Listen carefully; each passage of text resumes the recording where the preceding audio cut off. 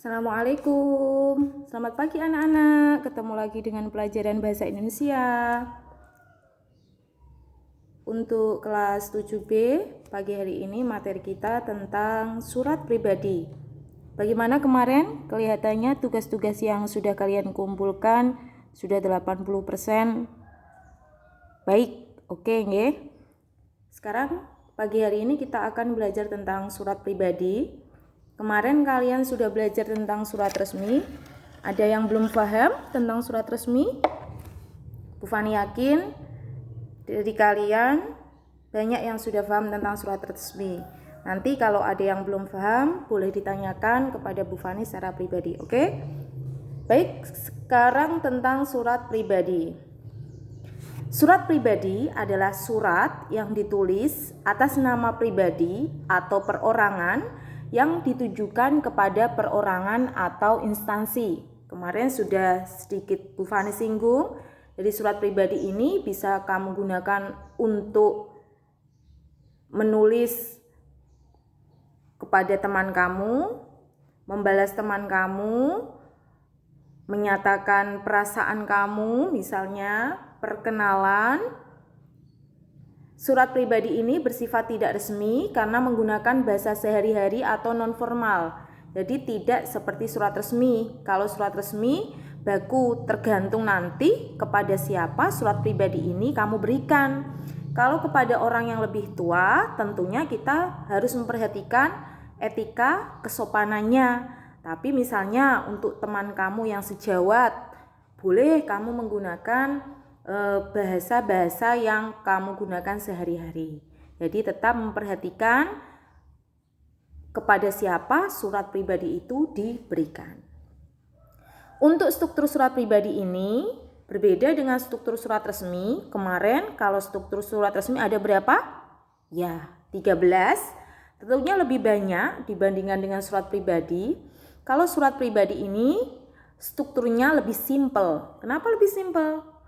Karena tidak ada kop surat, tidak ada penomoran, tidak ada perihal, kemudian tidak ada tembusan. Kalau surat pribadi ini hanya tempat dan tanggal surat. Jadi sebelum kamu membuat surat, paling atas itu kamu kasih tempat tanggal surat, cetak, C-nya besar, koma. Misal tanggal 17 Agustus 2020 tanpa titik, Agustus A-nya besar, ya. Jadi itu yang perlu diperhatikan yang pertama. Yang kedua, nama penerima surat kepada siapa? Misal kepada sahabatku Andi di Tangerang.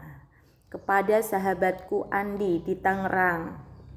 Kemudian ketiga, salam pembuka. Salam pembuka ini lebih variatif dibandingkan dengan salam pembuka pada surat resmi. Kalau pada surat resmi bisa menggunakan Assalamualaikum atau dengan hormat.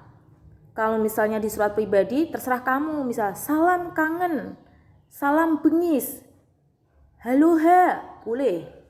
Jadi lebih variatif untuk salam pembukanya.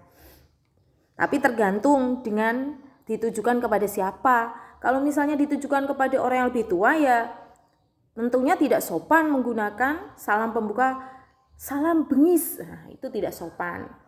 Kalau dengan teman sejawat silahkan. Yang keempat, isi surat. Isi suratnya tergantung mau apakah surat itu memberikan kabar atau meminta pinjaman kepada teman. Saya tidak punya uang, bolehkah saya pinjam uang kamu 100.000, saya kembalikan besok misalnya. Jadi isi suratnya lebih bebas dibandingkan dengan surat resmi. Kalau surat resmi tentu terikat dengan aturan-aturan yang ingin disampaikan, baik itu dari sebuah instansi sipil atau instansi militer. Yang kelima, salam penutup, sama ini juga lebih bebas.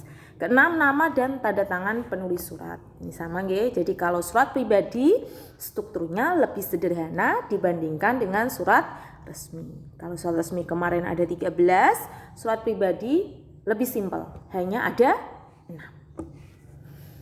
Selanjutnya, untuk menulis surat pribadi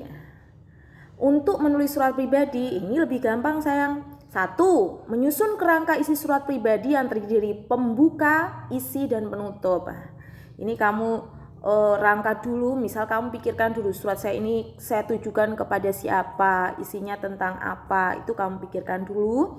Yang kedua, mengembangkan kerangka isi menjadi surat pribadi menggunakan ragam bahasa yang santun sesuai dengan orang yang dituju. Tetap menggunakan etika kebahasaan dan kesantunan. Tidak boleh menggunakan bahasa-bahasa dengan kata-kata yang kasar, tentunya tidak boleh. Ketiga, menggunakan ejaan dan tanda baca yang tepat. Tetap nama orang ya besar, setelah titik huruf kapital ya tetap besar, awal kalimat besar.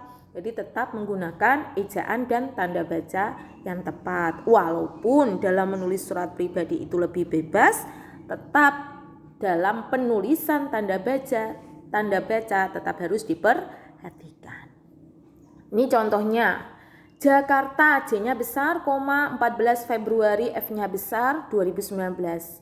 Salam kangen. Nah, ini salam pembukanya tidak pakai assalamualaikum atau dengan hormat. Pakai salam kangen, boleh ya. Ini saya revisi dulu, salam kangen itu koma nggih. Salam kangen koma. Apa kabarmu, Andi? Apakah kamu baik-baik saja? Andi, saya dengar kotamu sedang dilanda bencana asap. Aku khawatir akan keadaanmu. Apakah kamu dapat belajar di sekolah tanpa terganggu asap? Liburan semester ini ayahku akan memberikan penyuluhan program desa bebas api di desamu. Aku diajak oleh ayah agar dapat mengunjungimu. Apakah kamu ada kesibukan liburan semester ini? Jika tidak, aku akan sangat senang dapat mengunjungimu. Sekian dulu, kutunggu balasanmu dan jaga dirimu baik-baik. Sepupumu Sony Kurniawan. Ini kekurangannya, kurang ada tanda tangan. Coba kita lihat sesuai strukturnya. Sesuai strukturnya apa sayang? Berarti alamat dan tanggal surat apa ini? Jakarta 14 Februari 2019. Ini ada nggih. Kemudian salam pembuka. Salam pembukanya pakai apa? Salam kangen. Ini yang kekurangannya adalah tidak ada nama orang yang dituju. Harusnya setelah tempat dan tanggal surat ini kepada siapa? Jadi tadi kepada siapa? Kepada Andi nggih.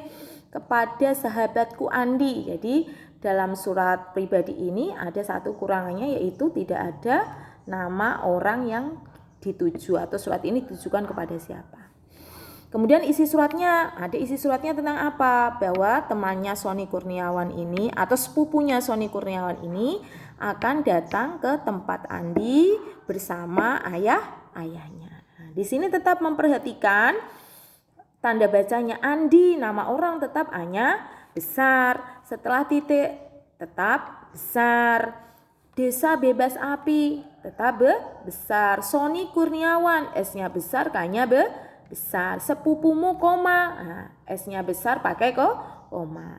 Walaupun surat pribadi tetap harus memperhatikan ejaan dan tanda baca. Bagaimana? Kalian sudah paham? Lebih mudah ya surat pribadi dibandingkan dengan surat resmi tentunya.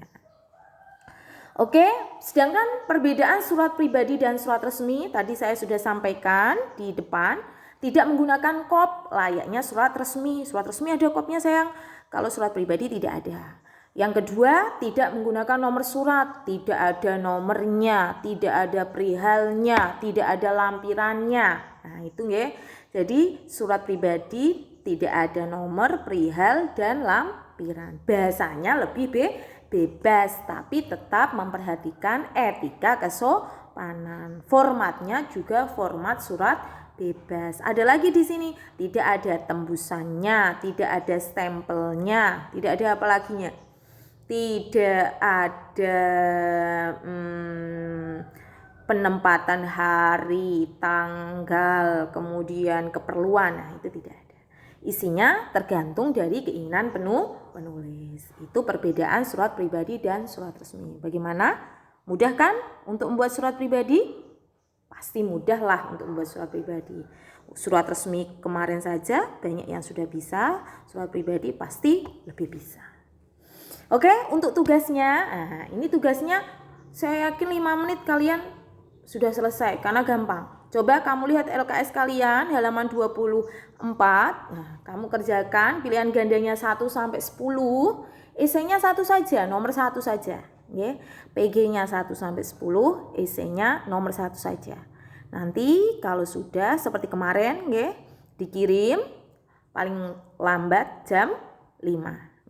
Paling lambat jam 5. Kalau ada yang tidak paham boleh ditanyakan secara pribadi. Terima kasih. Assalamualaikum warahmatullahi wabarakatuh.